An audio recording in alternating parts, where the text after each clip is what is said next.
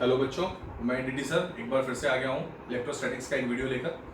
आपको मैंने कुछ क्वेश्चंस दिए थे एक असाइनमेंट में, तो उन क्वेश्चंस के डिस्कशन से हम लोग शुरुआत करेंगे। आई होप आपने वो ट्राई कर ली है। ठीक है, तो पहला क्वेश्चन हम लोग देखते हैं। फर्स्ट क्वेश्चन जो हम लोगों ने देखा था उसमें हमको दिया गया था कि एक रिंग है और इस रिंग की चार्ज डेंसिटी है प्लस लैम्डा, और इस रिंग के सेंटर पे हमने एक चार्ज रखा हुआ है जिसका मैग्नीट्यूड है क्यू नॉट और साइन है प्लस, तो पॉजिटिव क्यू नॉट का एक चार्ज दिया है, ऐसा कुछ क्वेश्चन था। अब मेरे से पूछा गया है कि इस चार्ज के कारण होगा क्या, रिंग भी पॉजिटिव है ये भी पॉजिटिव है, तो ये चार्ज क्यू नॉट इस रिंग को पुश करेगा जिसके कारण रिंग का रेडियस बढ़ने की कोशिश करेगा।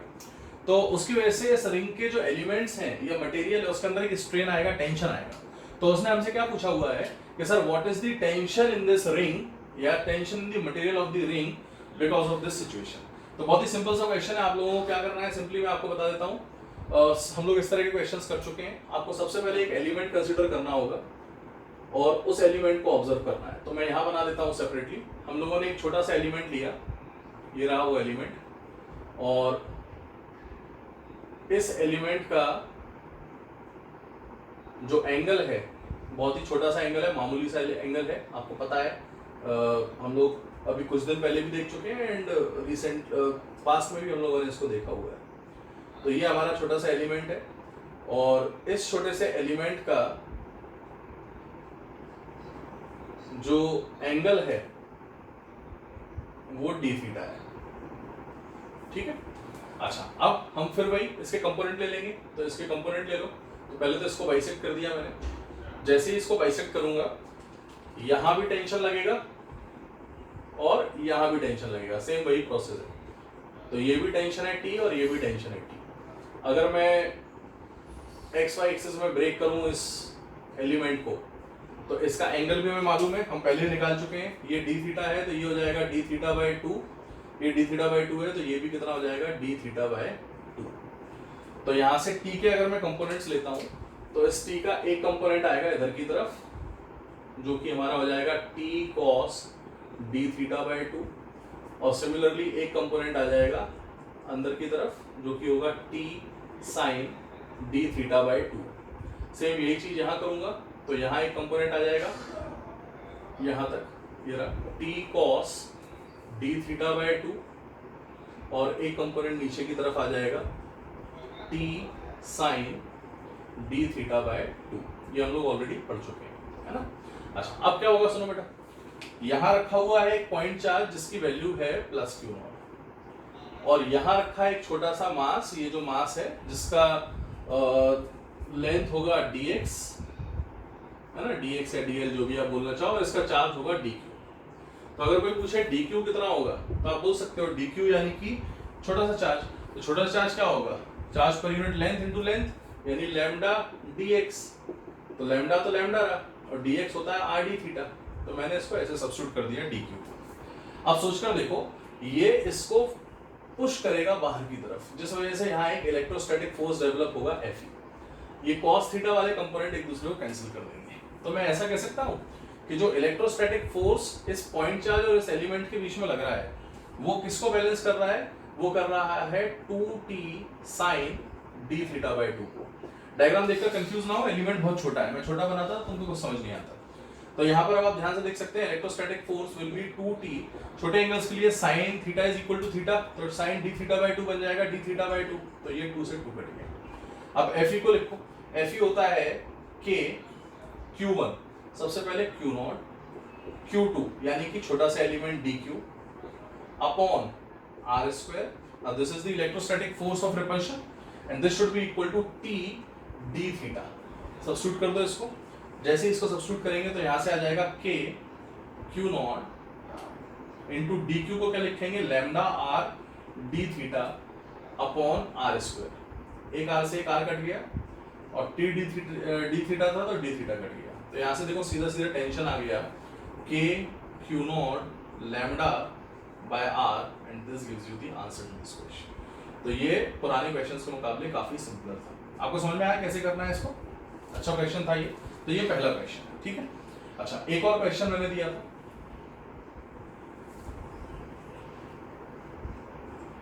यहां 2 लाइन चार्ज दे दिए गए हैं, ठीक है, दोनों की कुछ ना कुछ चार्ज डेंसिटीज हैं, दोनों एक दूसरे से कुछ सेपरेटेड हैं और इनफाइनाइट लाइन चार्ज मान सकते हो आप इसको, ठीक है। ये इंपॉर्टेंट क्वेश्चन है, इसको समझो, मैग्नेटिज्म में भी इस तरह का आएगा। अच्छा, इसका चार्ज डेंसिटी है प्लस लैम्डा 1, इसका है प्लस लैम्डा 2, दोनों के बीच का सेपरेशन है d, ठीक है।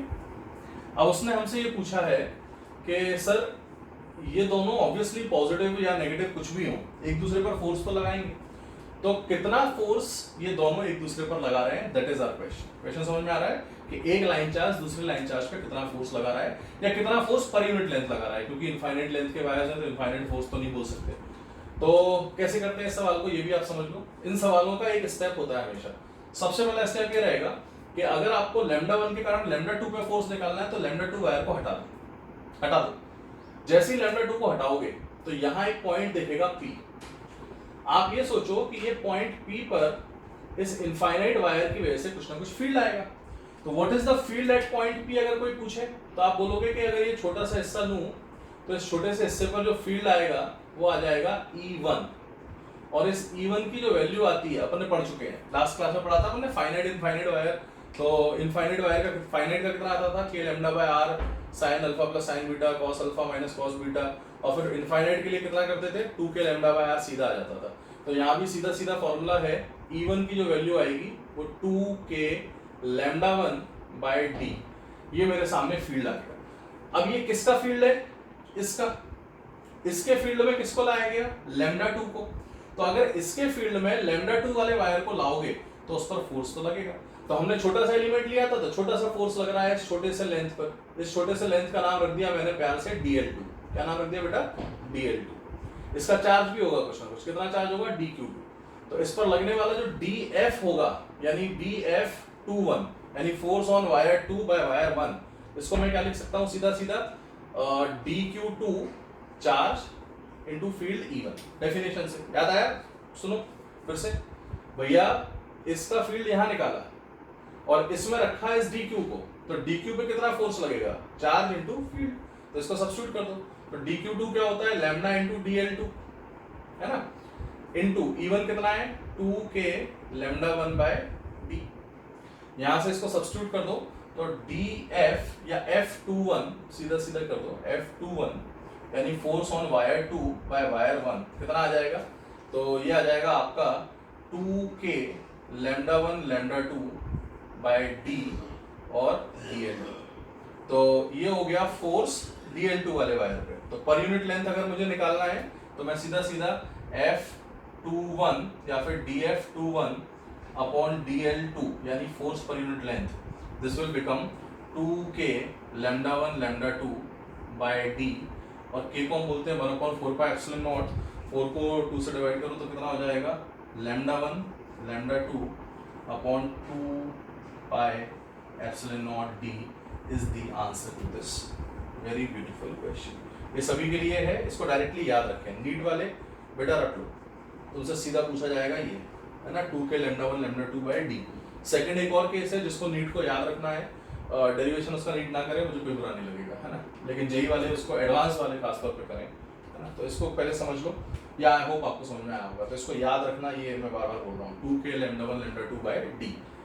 तीसरे की तरफ आते हैं। ओके, तो ये बहुत ही प्यारा क्वेश्चन है ना, जेई एडवांस वाले बच्चे इसको ट्राई करें, नीट वाले इसको याद रखें। नीट में ये पूछा नहीं जाता लेकिन डायरेक्टली पूछा जा सकता है, तो इसलिए बिल्कुल याद रखना इसको। जेई मेंस वाले भी याद रखना, जेई एडवांस बिल्कुल ध्यान से देखो। रोडोफ का सवाल है, बहुत प्यारा सवाल है। यहाँ हमको स्क्यू वायर्स दिए गए। पहले तो ये समझो अंग्रेजी, स्क्यू वायर्स क्या होता है। स्क्यू दो ऐसे वायर्स होते हैं जो एक दूसरे से परपेंडिकुलर तो होते हैं पर इंटरसेक्ट नहीं करते, यानी non intersecting perpendicular wires are called as skew wires. देख पा रहे हो, ये दोनों मार्कर एक दूसरे से परपेंडिकुलर हैं पर इंटरसेक्ट कर रहे हैं क्या, नहीं, तो this is not intersecting this marker. तो ये जो वायर्स हैं इनको हम स्क्यू कहते हैं। 3D में ऐसे दिखता है। अब इसको अगर मैं सॉल्व करना चाहूँ, 2D में कन्वर्ट करना चाहूँ तो कैसे करूंगा, मैं कुछ ऐसे कर दूंगा, ध्यान से देखना। मैंने यहाँ एक वायर ले लिया इस तरीके का,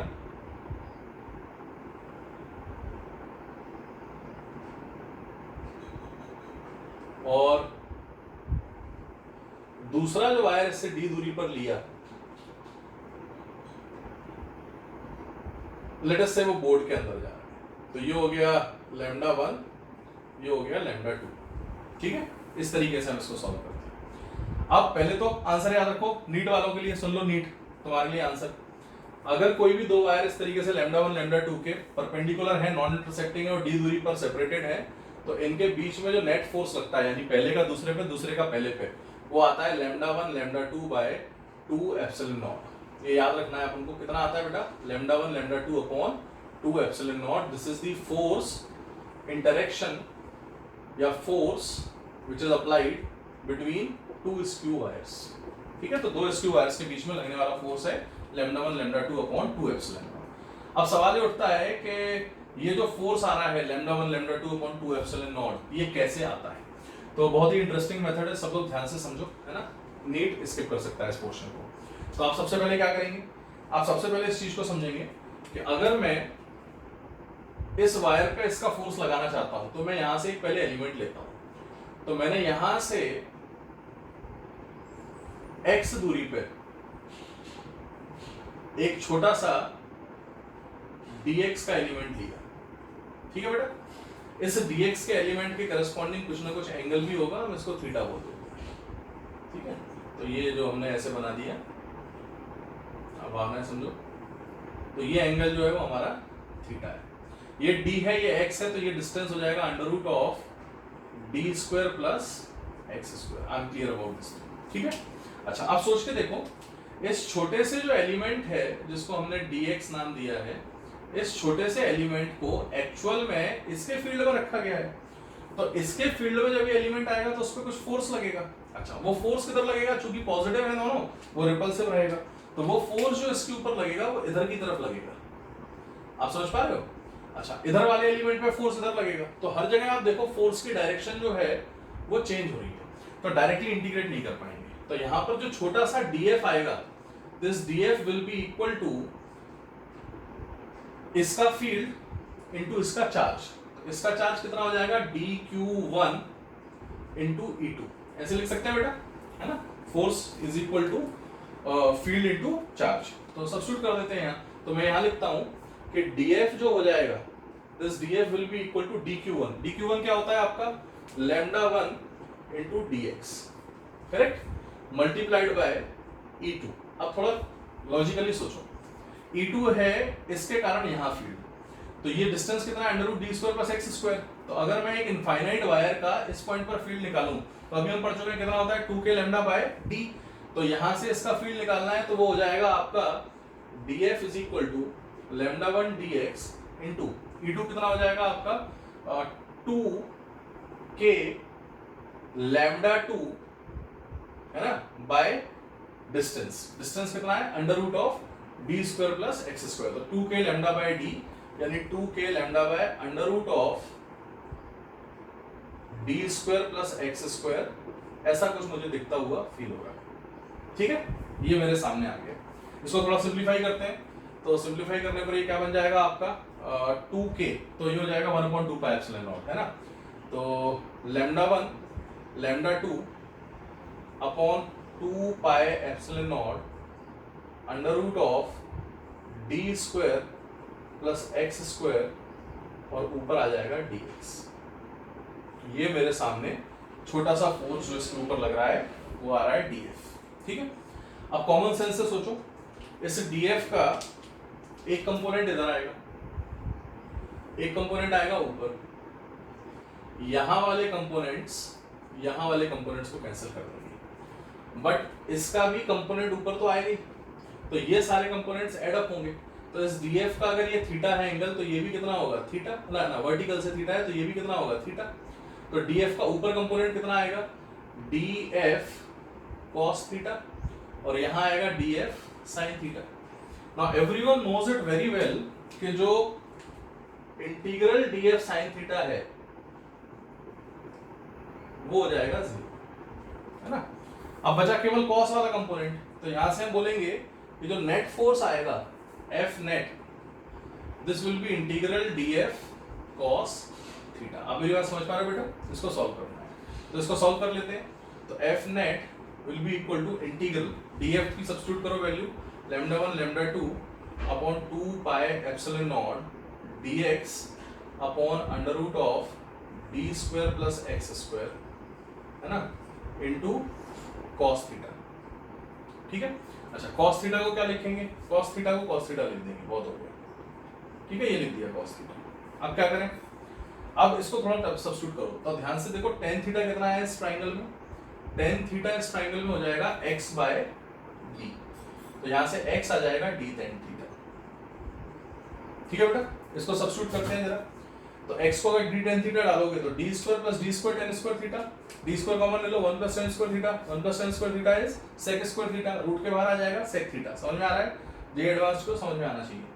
तो f नेट कितना हो जाएगा, सीधा सीधा यहां से आ गया integral of λ1 λ2 upon 2 pi epsilon naught, है ना। अच्छा ऊपर dx तो रहेगा ही, ठीक है। अच्छा इसको भी कन्वर्ट कर सकते हैं, ठीक है, इसका डिफरेंशिएशन कर दो तो x का डिफरेंशिएशन आ जाएगा dx, है ना, मैं यहाँ कर देता हूँ। तो x इक्वल टू अगर d tan थीटा है तो dx हो जाएगा आपका d sec square theta d theta. तो यहाँ से मैं लिख देता हूँ dx की जगह d sec square theta d theta. आप समझ पा रहे हैं मेरी बात? अच्छा अब नीचे आ जाओ, नीचे देखो क्या हो रहा है, D square plus D square tan square theta, D square common लिया, रूट के बाहर आ गया डी, है ना। अच्छा 1 plus sec square theta, 1 plus tan square theta, sec square theta, root के बाहर आ गया सेक थीटा। तो कितना सिंप्लीफाई हो गया, पहले डी से डी कटा, फिर सेक थीटा से ये सेक थीटा कटा, और यहाँ एक लिखा था कॉस थीटा, इस कॉस थीटा से ये सेक थीटा कटा। देखा आपने? तो फाइनली मेरे सामने जो रिजल्ट आ रहा है वो काफ़ी सिंप्लीफाइड हो चुका है, और यहाँ से नेट फोर्स की जो वैल्यू आ रही है वो integral of λ1 λ2 upon 2 pi epsilon naught, ठीक है। ये सब कट गया, है ना, सब कट गया, बचा क्या रह गया, सिर्फ डी थीटा। अच्छा और अच्छे से देख लो, कुछ मिस तो नहीं हो रहा है, तो ठीक है ना, डी डी भी कट गया था, D square plus x square में, ठीक है, सब कटते ही हुआ दिख रहा है। चल बढ़िया है, तो ये ऐसा बन जाएगा, ठीक है, λ1 λ2 upon 2 pi epsilon naught into D theta. अब क्या करेंगे सुनो, अब इसको इंटीग्रेट करना है, तो एफ नेट हो जाएगा सीधा सीधा, कांस्टेंट बाहर निकाल लो, λ1 λ2 upon 2 pi epsilon naught into integral of D theta.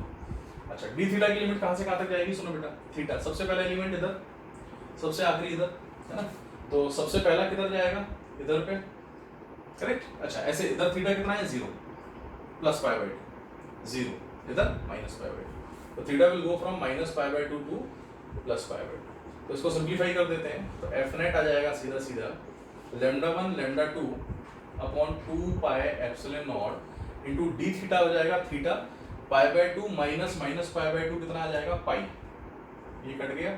Finally देखो net force comes out to be λ1 λ2 by 2 epsilon naught। such a easy, important, interesting question।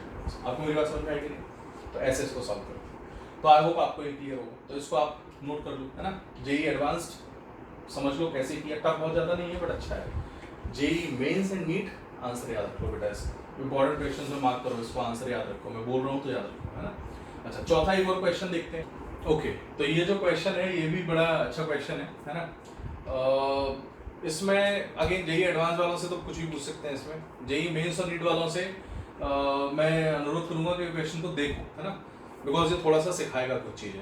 I am sure इसका जो आंसर है वो याद रखने की जरूरत नहीं है, और वो जेई मेंस और नीट में नहीं पूछा जाता, लेकिन फिर भी इसका एक रिजल्ट जो है कि एसएचएम है या नहीं वो हमसे पूछा जाता है। तो क्वेश्चन क्या था मैं एक बार फिर से बता देता हूँ। क्वेश्चन ये था कि दो चार्जेस यहाँ फिक्स करके रख दिए गए हैं ए और बी पॉइंट पे, और सी वाला जो चार्ज है वो मूवेबल, इसको पहले लॉन्जिट्यूडनली मूव कराया जा रहा है, फिर ट्रांसवर्स में मूव कराया जा रहा है। तो उन्होंने कहा कि अगर मैं इसको मामूली सा ऊपर की तरफ शिफ्ट कर देता हूँ, है ना, मामूली को मैं मामूली नहीं बना सकता, नहीं तो तुम्हारे लिए देखना मुश्किल हो जाएगा। तो मैंने मान लिया कि ये एक्स ऊपर शिफ्ट हो गया, एक्स हालांकि बहुत छोटा है, बहुत मामूली सा ऊपर शिफ्ट किया। तो उनका पूछना ये है कि जब इसको हम एक्स डिस्टेंस से लॉन्जिट्यूडनली या ट्रांसवर्स शिफ्ट कर रहे हैं तो ये एसएचएम करेगा या नहीं करेगा। अगर करेगा तो इसका टाइम पीरियड क्या होगा। क्वेश्चन समझ में आ रहा है? तो कैसे करते हैं इस तरह के क्वेश्चंस को जरा देखो। तो ये चार्ज थोड़ी देर में यहाँ पहुंच जाएगा। जैसे ही ये चार्ज यहाँ पहुंचेगा, ये वाला जो हिस्सा है ये इस पे एक रिपल्सिव फोर्स इधर की तरफ लगाएगा और ये हिस्सा जो है वो रिपल्सिव फोर्स इधर की तरफ लगा देगा। अब देखो सिमेट्री से देख सकते हो कि अगर मैंने एंगल्स का डिस्कशन किया तो ये एंगल अगर थीटा है तो ये भी कितना होगा, थीटा। और ये अगर थीटा है तो आप बड़े आसानी से निकाल सकते हो। इसको ऐसे ब्रेक कर देता हूं मैं, ये 90 माइनस थीटा, ये थीटा, तो ये 90 माइनस थीटा, तो इसको थीटा होना पड़ेगा। अब मेरी बात समझ रहे हैं? तो अगर ये F फोर्स है तो इस F का ऊपर कंपोनेंट कितना आएगा, ये आ जाएगा F cos थीटा, और इसका भी ऊपर आ जाएगा, तो 2F cos थीटा ऊपर लग रहा है और F sin थीटा वाले जो है वो क्या कर जाएंगे, एक दूसरे को कैंसिल कर देंगे। तो आप ध्यान से देखो कि ये जो दो फोर्सेस लग रहे हैं 2F cos थीटा, ये इसको ऊपर ले जाएंगे, ग्रेविटी इग्नोर कर दी फिलहाल, किधर ले जाएंगे, इसको ऊपर ले जाएंगे। या ऐसा हो सकता है कि mg नीचे लगने लगे, तो नेट फोर्स अगर मैं लिखना चाहूँ तो नेट फोर्स कितना आ जाएगा, सीधा सीधा अगर mg इग्नोर किया तो 2F cos थीटा, तो कोई चांस ही नहीं है कि SHM हो, है ना, क्योंकि दूर चला जाएगा। अच्छा मान लो वर्टिकल सिस्टम में और ग्रेविटेशन हुआ तो अभी आप नेट फोर्स अगर देखें तो कितना आ जाएगा, 2F mg minus 2F cos theta, ये होना चाहिए, तब जाकर हम कुछ सोच सकते हैं, है ना। अच्छा, क्या इन दोनों में कहीं भी अगर मैं इसको चलो लिखता भी हूं तो F नेट कितना बन जाएगा, यहां से mg minus 2 cos theta into force को कितना लिख देंगे, फोर्स हो जाएगा आपका दो के बीच का जो था K Q बाय ये डिस्टेंस का स्क्वायर, तो a square plus x square का होल स्क्वायर, यानी a square plus x square बन जाएगा। ठीक है, तो यहां से आप देख सकते हैं कि कहीं से भी net force directly proportional to minus X नहीं आ रहा है।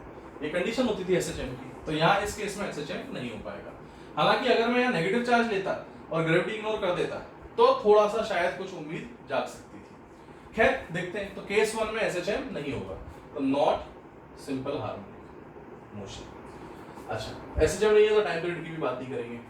केस 2 की बात करते हैं।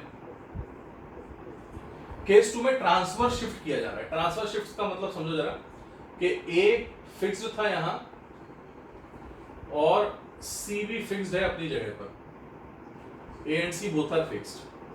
B वाला पॉइंट पहले यहां था और अब उसको मूव करके x डिस्टेंस इधर ले गए, तो अभी इक्विलिब्रियम में था, अब ये x डिस्टेंस शिफ्ट कर दिया। अब इससे क्या हो गया, सुनो, जैसे ही आप इसको x डिस्टेंस से शिफ्ट करोगे तो x से शिफ्ट करते से ये लेंथ जो थी वो यहां से यहां का डिस्टेंस a प्लस एक्स हो जाएगा और यहां से यहां का हो जाएगा a माइनस एक्स।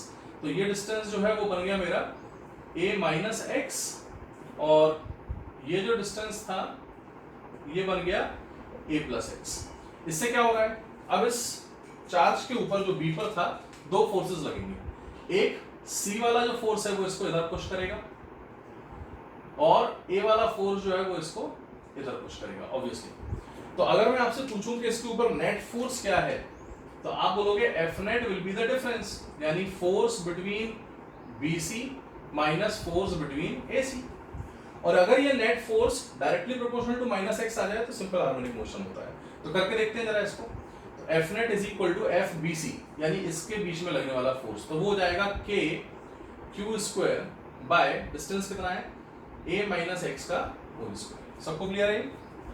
माइनस इन दोनों के बीच का फोर्स देखो, K Q square by A plus X का होल स्क्वायर, है ना।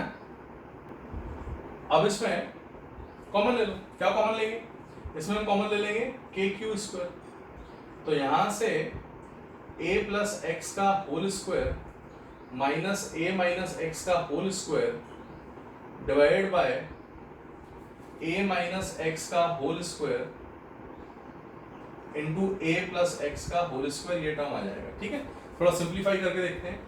तो F net will become Q square upon 4 pi epsilon not, substitute कर देता हूँ इस समय तक इसको मैं। अच्छा, इसको ओपन करो, A square plus x square plus 2ax minus इसको करो A square plus x square minus 2ax ठीक है, whole divided by this into this. अब इसको ऐसे समझ लो, a plus b into a minus b का होल स्क्वायर, है ना, अरे भाई इसका स्क्वायर इंटू इसका स्क्वायर, तो क्या करें, तो a plus x into a minus X का होल स्क्वायर, तो ओपन करोगे तो क्या आ जाएगा, ये आ जाएगा आपका ए स्क्वायर माइनस एक्स स्क्वायर का होल स्क्वायर। आप मेरी भावना समझ पा रहे हो, ए plus b into a minus b का होल स्क्वायर, है ना। तो इसको आप सिंप्लीफाई करते हैं थोड़ा, तो ध्यान से देखो क्या बनेगा, तो एफ नेट जो है, नेट फोर्स, है ना, अच्छा ये नेट फोर्स कितना हो जाएगा, क्यू स्क्वायर अपॉन 4 पाई एप्सिलॉन नॉट, ए स्क्वायर से ए स्क्वायर कट गया, एक्स स्क्वायर से एक्स स्क्वायर कट गया, माइनस माइनस प्लस हो गया, तो ऊपर आ गया 4ax और नीचे आ रहा है ए स्क्वायर माइनस एक्स स्क्वायर का होल स्क्वायर। ठीक है, ये हमारा नेट फोर्स आ गया। ये कैलकुलेशंस नीड वाले स्किप कर सकते हैं, मतलब स्किप इन द सेंस एक बार देख लो बस, याद करने की जरूरत नहीं है क्या करते हैं। ठीक है, रिजल्ट याद रखना या कैसे करते हैं वो याद रखना। तो अब क्या करेंगे सब, तो यहाँ से नेट फोर्स को जब बेटा लिखना चाहेंगे तो सबसे पहले तो एक बात समझो कि 4 से 4 कट गया, Q square A upon pi epsilon not, यहाँ थोड़ा सा चालाकी करो, ऊपर x लिखा है, नीचे ले लेते हैं एक्स स्क्वायर को कॉमन, तो जैसे ही एक्स स्क्वायर को कॉमन लेंगे, है ना, x is very much less than, ठीक है। अच्छा एक काम करो ना, और भी आसान हो गया भैया, डायरेक्ट करो, x square is very much less than A square, तो एक्स स्क्वायर को तो इग्नोर कर सकते हैं, तो इग्नोर कर दिया तो नीचे क्या आ जाएगा, ए स्क्वायर का स्क्वायर यानी ए की पावर 4, तो यहाँ से ए कट गया। ये डायरेक्ट कर रहा हूँ मैं, मैथमेटिकली करेक्ट नहीं है, मैथमेटिकली थोड़ा कॉमन लेके करना पड़ेगा, बट ठीक है हमें पता है डायरेक्ट आता है, सेम आता है। तो यहाँ से नेट फोर्स कितना आ गया, Q square by pi epsilon nought a cube times x, force x के प्रोपोर्शनल है ना। अब एक खास बात देखो, जब आप इसको इधर धक्का दे रहे हो तो इसकी टेंडेंसी किधर है, वापस आने की, तो यही फोर्स को हम नहीं लिख सकते रिस्टोरिंग फोर्स, और एफ रिस्टोरिंग फोर्स जो होता है वो होता है माइनस ऑफ, नेगेटिव बोल दिया ना, Q square upon pi epsilon nought ए इंटू एक्स। ये माइनस क्यों लगाया समझो, क्योंकि रिस्टोर कर रहा है ना, वापस ला रहा है, तो वापस लाने वाला फोर्स है, इसीलिए रिस्टोरिंग फोर्स है। हमने क्या किया था, हमने नेट फोर्स तो लिखा था कि एफ बी सी इस तरफ है और एफ ए सी इस तरफ, लेकिन वो रिस्टोरिंग नेचर नहीं बताया। अब रिस्टोरिंग है तो नेगेटिव आ गया, तो यहाँ नेगेटिव आ गया, माइनस प्रोपोर्शनल टू एक्स, तो F restoring if it is directly proportional to minus x, this implies कि ये जो हमारा केस है ये सिंपल हार्मोनिक मोशन का केस है। और एसएचएम में तो टाइम पीरियड कैसे निकालते हैं मैंने आपको सिखाया है, मैं यहाँ कर देता हूँ कैसे निकालते हैं, जरा ध्यान से देखो। F equal to m a लिख दो, तो m a should be equal to minus of q square by pi epsilon nought a cube times x, है ना, इसको भूलो मत। अब क्या करेंगे, एक्सेलरेशन को अगर लिखना है, ये समझ जाना, ये एक्सेलरेशन को ए डैश लिख देता हूं मैं, तो ए डैश कितना आ जाएगा, minus of q square by pi epsilon nought m a cube times x. तो ये जो टर्म लिखा है ये एक तरीके से ओमेगा स्क्वायर हो गया, और ओमेगा स्क्वायर होता है आपका 1/t का होल स्क्वायर, तो आप सीधा सीधा ओमेगा लिख लो। ओमेगा कितना आ जाएगा, ओमेगा आ जाएगा under root of q square upon pi epsilon nought m a cube. और अगर ये ओमेगा आ गया तो टाइम पीरियड आप जानते हो टी जो होता है वो होता है 2 पाई बाय ओमेगा, आंसर आ जाएगा। आपको ये समझ में आ रही है how to solve this questions. तो नीट वालों को क्या ध्यान रखना है कि यहाँ एसएचएम हो रहा है ना, बिकॉज ऑफ अप्रोक्सीमेशन। ज्यादा एक्स ले लिया तो एसएचएम नहीं होगा, वहां नहीं हो रहा। अच्छा यहीं पर अगर मैं यहाँ नेगेटिव चार्ज डाल दूं तो एसएचएम होगा। तो नीट वाले रिमेंबर दिस थिंग, यही वाले सब कुछ ध्यान रखो। तो आप लोग इसको नोट कर सकते हो, यही वाले। तो ये 4 क्वेश्चंस हम लोगों ने बहुत ही अच्छे से कर लिए हैं जो आपको पता होना चाहिए, ठीक है।